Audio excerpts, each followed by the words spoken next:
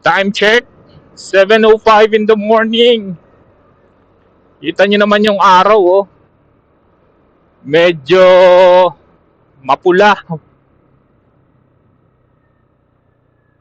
At dito sa area, medyo ma-foggy. Hindi ko alam kung fog to, oh, pero sabi, dahil dito sa Taal Volcano, kaya ganito ang kwan. Dito nga pala sa area ay suspended yung mga pasok ng mga estudyante dahil sa kondisyon. Pagi, oh. Ang araw di masyadong masikat, alas 7 na.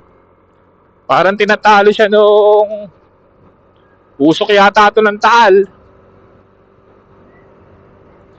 Hindi to maganda sa kalusugan, lalo na sa mga bata at matatanda. Kaya siguro nagdeklara na ng walang pasok.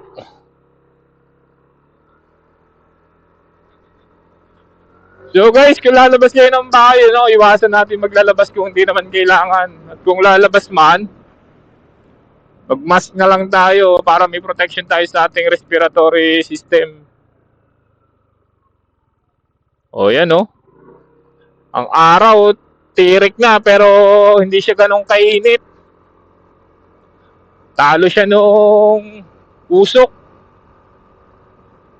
Andito nga pala ako ngayon sa Science Park sa Malbar, Batangas. At ganito ngayon yung condition dito. Mapagi. Ingat tayo guys, ingat.